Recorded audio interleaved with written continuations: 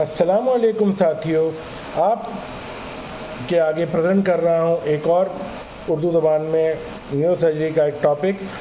और मैं हूँ डॉक्टर मोहम्मद कज़ाफ़ी और आप देख रहे हैं डॉक्टर मोहम्मद कज़ाफ़ी व्यूज़। और इसमें मैं जो केस आपके आगे प्रेजेंट करने लगा हूँ उसमें ये एक 36 ईयर ओल्ड फ़ीमेल थी जो कि हमारे साथ इमरजेंसी में आई और हमें उन्होंने सडन उनको एकदम से बहुत ज़्यादा सर में दर्द हुआ। उनको राइट साइड पे पूरा हेमिप्लेजिया था। हमने उनका फैमिलियल और मेडिकल हिस्ट्री जानना चाहिए तो पता चला कि है ना उनको हाइपरटेंशन तो रहता है ऑन एंड ऑफ, लेकिन बहुत ज़्यादा नहीं है। न्यूरोलॉजिकल इवैल्यूएशन जब हमने किया तो पेशेंट वैसे जो है उस वक्त अवेक थी और जो उनके क्या कहते हैं फर्दर हमने एग्ज़ामिनेशन किया तो वो लेफ़्ट साइड पर जो है उनका लेफ़्ट साइड पर उनको जो है वो ना माफ़ी चाहता हूँ ना हेमिप्लेजिया था और राइट साइड पर उनके पावर जो थी वो विद इन नॉर्मल लिमिट थी। अच्छा, उनका राइट साइड गेज जो है प्रेफरेंस था और ना साथ साथ उन्हें समझ ले कि एगोनोसिया था, एनेसोगोनोसिया था और हेमीसोमेटोगोनोसिया था। साथ ही जब हमने उनका सीटी स्कैन किया तो सीटी स्कैन पे पता चला कि उनको एक ब्लीड है, हाइपरडेंस जो कि नज़र आ रहा है, इंट्रासेरेब्रल हेमरेज है और वैसे पास्ट हिस्ट्री जो थी वो बहुत ज़्यादा तो किसी और की नहीं थी, लेकिन हमें एक सस्पिशन पैदा हुआ कि ऐसा तो नहीं कि कोई वेस्कुलर इशू हो, कोई वेस्कुलर एलिमेंट हो। तो हमने उनका क्या कहते हैं CTA किया और MRA किया। तो CTA में और MRA में हमें मिला कि ये इनको एक सेरेब्रल आर्टीरियो वीनस मालफॉर्मेशन है और ये सेरेब्रल आर्टीरियो वीनस मालफॉर्मेशन का केस है और यही हम टॉपिक है हमारा, सेरेब्रल आर्टीरियो वीनस मालफॉर्मेशन।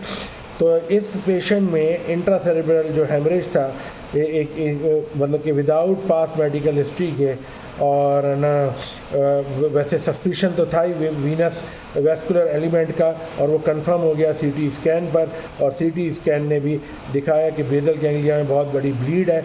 ये हमें बहुत ज़्यादा मशकूक कर रही थी कि ऐसा ना हो कि हाइपरटेंसिव ब्लीड हो, लेकिन वो फिर जब हमने CTA किया, MRA किया तो उसमें उसने कंफर्म किया कि इनका जो ये है एलिमेंट इस वजह से है, क्या कहते हैं आर्टीरियोवीनस मालफॉर्मेशन की वजह से है।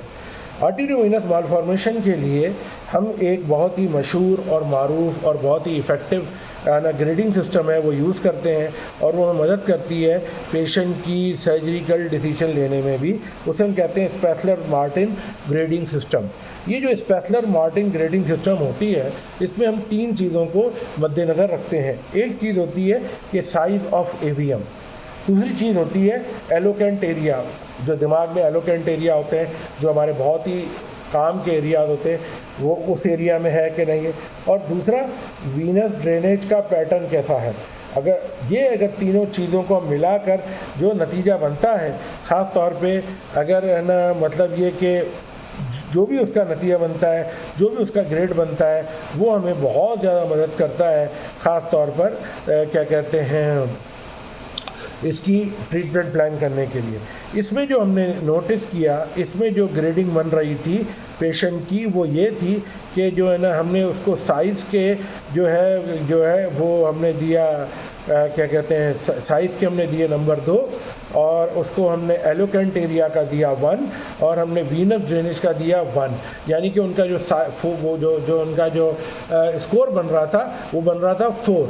तो मैं थोड़ा सा आपको इधर ग्रेडिंग सिस्टम समझाने के लिए बता दूं कि जो साइज़ का ये मैटर होता है कि अगर स्मॉल साइज़ हम उसे कहते हैं जब लेस देन 3 सेंटीमीटर का एन्यूरिज्म वो कहते हैं AVM हो तो उसका नंबर बनता है 1। अगर मीडियम साइज़ का हो यानी कि 3 to 6 सेंटीमीटर का मीडियम साइज़ का 3 to 6 सेंटीमीटर का तो बनता है नंबर 2। अगर लार्ज हो यानी 6 सेंटीमीटर से भी ज़्यादा है तो फिर नंबर बनता है 3। ये जो हमारा पेशेंट था इसमें नंबर बना साइज़ का 2, क्योंकि उनका जो साइज़ था 3 से 6 सेंटीमीटर के दरमियान, यानी तकरीबन 4.5 सेंटीमीटर का हमें मिला। एलोकेंसी के हिसाब से ये जो एरिया था ये एलोकेंट एरिया में मोटर एरिया के पास था। तो इसी और ज़ाहिर बात पता भी चला कि मोटर एरिया उससे डैमेज भी हुआ है और पेशेंट को हेमीप्लेजिया हो गया है। तो ये भी मतलब ये कि कंफर्म हो गई। और दूसरा इनका जो कंपोनेंट था वो डीप सीटेड था, सुपरफिशियल नहीं था, डीप कंपोनेंट था, यानी कि 2 to 3 centimetre deep to the even दो 4 सेंटीमीटर डीप टू द मतलब ये कॉर्टिकल स्ट्रक्चर। तो इसका मतलब ये कॉर्टिकल सरफेस, तो इसका मतलब ये कि ये इधर भी आपको 1 नंबर देना पड़ेगा। तो इस तरह से 4 नंबर हो गए। और अगर वो सरफेस पे होता तो हम उसको 0 काउंट करते, और अगर वो मिसाल के तौर पर एलोकेंट नहीं होता तो हम उसे 0 काउंट करते। तो इसमें ये 4 इस तरह से मैंने आपको एक्सप्लेन कर दिया। बहरहाल अब हमें ये समझना होगा कि the risk of rupture of AVM कितना है। देखिए, risk of rupture of AVM जो होता है वो 4% होता है पर ईयर, और रिस्क जो है वो 1 कंसीडर होता है जब ये raise to the power of year left to alive, मतलब 1 साल आपका रिस्क इज 1, यानी रेज 1% आप बढ़ा देते हैं जब ये 1 साल गुजर जाता है। और 36 साल खातून हो और एवरेज लाइफ एक्सपेक्टेंसी अगर हम उनकी 75 साल रखें और तो आप ये अंदाज़ा लगा लें कि कितने ईयर उनके लेफ़्ट हो गए। 43 ईयर्स उनके लेफ़्ट हो गए यहाँ पर, या 40 ईयर उनके लेफ़्ट हो गए यहाँ पर, जितना वो ज़िंदा रह चुकी हैं। तो ये तमाम वो मैटर करता है। इसी तरह रिस्क इज इक्वल टू 1, और ये होता है कि रिस्क ऑफ हेमरेज, और मतलब कि इस तरह से ये रिस्क को अक्यूमुलेट करने का एक फार्मूला है उसको कंसीडर किया जाता है। बहरहाल इस पेशेंट में जो हमने अपने हिसाब से जो अंदाज़ा लगाया तो उसमें लाइफ टाइम रिस्क जो इस हेमरेज का है वो 83% है इनका लाइफ टाइम। तो ऐसे पेशेंट को ट्रीट करना ज़रूरी हो जाता है। अच्छा, दूसरी बात ये कि क्या क्या ट्रीटमेंट ऑप्शंस हैं। अच्छा, जो मुख्तलिफ ट्रीटमेंट ऑप्शन है उसमें एक तो no intervention if the risk of intervening is higher than the natural history risk of the AVM rupture, यानी कि आप कोई भी इंटरवेंशन नहीं करते, ख़ास तौर पे जब आपको लगता हो कि रिस्क बहुत ज़्यादा है सर्जरी का, उसके रप्चर के रिस्क से भी ज़्यादा है। मतलब जितना रिस्क का रप्चर है उससे ज़्यादा जो है रिस्क जो है उसके अपना क्या कहते हैं सर्जरी की वजह से या इंटरवेंशन की वजह से, तो वो अवॉइड की जाती है। एम्बोलाइजेशन जो है ये प्रिपरेशन फॉर सर्जिकल रिसेक्शन बहुत इम्पॉर्टेंट है। एम्बोलाइजेशन जो होती है इसमें की जाती है वो इसलिए ताकि आप रिड्यूस कर सकें वॉल्यूम ऑफ द एवीएम, और आपका रेडियो सर्जरी में भी इसका बहुत ही इम्पॉर्टेंट रोल बन जाता है। सर्जरी अलोन का भी बहुत इम्पॉर्टेंट रोल है, लेकिन रेडियो सर्जरी अलोन का भी काफ़ी हद तक इसमें इम्पॉर्टेंट रोल है पहले के मुकाबले में। तो जो कि किसी हद तक बचा लेता है मरीज़ को, तो अननेसेसरी कॉम्प्लिकेशन थे, वो रेडियो सर्जरी के कॉम्प्लिकेशन रहते हैं अपनी जगह, लेकिन सर्जरी के कॉम्प्लिकेशन से वो काफ़ी हद तक बच जाता है। इसके अलावा कुछ इंपॉर्टेंट स्टेप्स होते हैं इस एवीएम सर्जरी के लिए, वो ये होते हैं कि आपको प्रेशर कम करने के लिए कभी कभी फ्यूरोसेमाइड यानी कि लेसिक्स या फिर मैनिटॉल का इस्तेमाल करना पड़ता है ड्यूरल ओपनिंग से पहले या फ़ौरन बाद।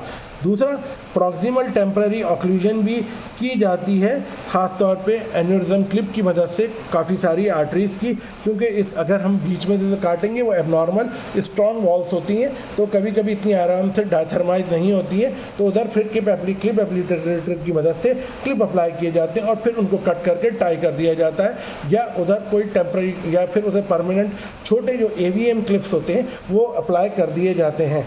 जो स्मॉल वेसल्स होती हैं वो तो ऑक्लूड हो जाती हैं मिनी क्लिप से, लेकिन जो बड़ी वेसल्स होती हैं उनके लिए फिर आपको एन्यूरिज्म जैसे लार्ज क्लिप की ज़रूरत पड़ती है, जो कि उधर बहुत ज़रूरी होती है। अच्छा, दूसरा ये जो वेसल्स ऑक्लूजन जो होती है, जब हम डायथर्मी की मदद से सिर्फ और सिर्फ ना मदद से ठीक करने की कोशिश करते हैं, तो कई दफ़ा उसको वक्ती तौर पे तो वो ना क्या कहते हैं बंद हो जाती है, लेकिन फिर वो बाद में बहुत ज़्यादा ख़तरनाक और ब्लीड करती हैं और पेशेंट की जान का ख़तरा और भी ज़्यादा बढ़ जाता है। आगे बताने से पहले ये कि कभी कभी ब्लीडिंग कंट्रोल करने के लिए डायसेक्शन जब हम करते हैं तो हमें ये भी देखना पड़ता है कि कितना ज़्यादा ब्रेन टिश्यू मौजूद है एवीएम के नाइडस के अंदर। एवीएम के नाइडस कभी कभी हम ब्रेन टिश्यू को भी डैमेज कर देते हैं उसको रिमूव करते हुए, तो हमें देखना पड़ता है कि किस हद तक उसको ना आप किस मतलब कि टेक्सचर से अंदाज़ा हो जाता है। सर्जन का एक्सपीरियंस भी काफ़ी ज़्यादा उधर रोल प्ले करता है एवीएम के लिए कि उसे किस तरह से इस मामले को एड्रेस करना है। इसमें सेफ्टी मेजर ये किया जाता है कि आप जो है वेंस को करने से पहले, वेंस को आप मतलब टाई करने से पहले या वेंस को क्लिप करने से पहले आप आर्टरी को लेने की कोशिश करें with the help of the aneurysm clip, ताकि आप उसे मतलब कि एड्रेस आसानी से कर सकें। दूसरी बात ये होती है कि पोस्ट ऑपरेटिव एंजियोग्राम और सीटी स्कैन आपको बताता है कि कितना एरिया रह गया है। अगर दोबारा भी करना चाहें और वो रिस्क को अवॉइड करने के लिए फर्दर तो आप ये कर सकते हैं। अच्छा, दूसरी बात ये कि नॉर्मल परफ्यूजन प्रेशर होता है, ये भी हमें देखना होता है कि कितना ज़्यादा इसमें रखना है सर्जरी के दौरान, क्योंकि जब आप ब्रेन वेस्कुलेचर से डील कर रहे होते हैं और ये ब्रेन वेस्कुलेचर का अपना क्या कहते हैं अपना भी ऑटो रेगुलेशन मैकेनिज्म होता है, तो वो बहुत ज़्यादा उधर अपना रोल प्ले कर रहा होता है और सर्जरी में कभी ब्लड प्रेशर हाई और कम हो रहा होता है, यानी बढ़ रहा होता है और कम हो रहा होता है, तो आपको उसमें भी आपका एक्सपीरियंस और आपके एनेस्थेटिक की वजह से उसे मदद से उसको डील करना होता है। अगर वेनस इंजरी बहुत ज़्यादा हो जाए आप ट्रीट करते हुए तो ब्रेन स्वेलिंग के चांसेस बहुत ज़्यादा बढ़ जाते हैं और वो फिर एक तरह से एक अलग आप उसमें मसले में आ सकते हैं पेशेंट के साथ। दूसरा, ये जो कभी कभी ये जो ब्रेन का जो सरफेस होता है उसमें बहुत ही एक आपको पता चलता है कि है ना उसमें प्लेन मिल जाता है, उस प्लेन के साथ चले जाते हैं, कभी प्लेन नहीं मिलता है तो फिर उधर प्रॉब्लम होती है। अच्छा, आप इसमें क्लोज इंस्पेक्शन करें, ऑपरेटिव फील्ड की आइडेंटिफाई करें, रेजिडुअल एवीएम को और उसे अच्छी तरीके से न्यूट्रलाइज करें, कट करें, रिमूव करें, क्लिप अप्लाई करें, ताकि अच्छा रिजल्ट आप दे सकें। इधर आप ट्रीटमेंट के साथ साथ कुछ एहतियात भी कर सकते हैं, जैसे कि elevation of the patient bed कर सकते हैं, एडमिनिस्ट्रेशन ऑफ मेल्टॉल कर सकते हैं, फ्यूरोसमाइड कर सकते हैं, बारबिचुरेट का इस्तेमाल कर सकते हैं, हाइपोटेंशन कर सकते हैं, वो कभी कभी बेनिफिशियल होता है, एंड फोकल हाइपोटेंशन भी कर सकते हैं प्रॉक्सिमल वेसल को क्लिप करके। तो ये तमाम वो तरीक़ेकार हैं जिसकी मदद से आप बेहतर रिजल्ट हासिल कर सकते हैं इस तरह के पेशेंट का। उम्मीद करता हूँ ये वीडियो भी आपको थोड़ी बहुत पसंद आई होगी। मैंने इसमें काम की बातें आपके आगे रखी हैं। एवीएम पे शायद हम पहले भी एक वीडियो कर चुके हैं और अगर नहीं भी कर चुके और ज़रूरत पड़ेगी तो दोबारा भी कर देंगे। बहरहाल जो अभी मेरे जहन में बातें आपके थी जो मैंने लिख के रखी थी इस पेशेंट के हवाले से वो आपके प्रेजेंट की उम्मीद करता आप लाइक करेंगे, सब्सक्राइब करेंगे और हमें सपोर्ट करेंगे, जिसकी हमें बेनता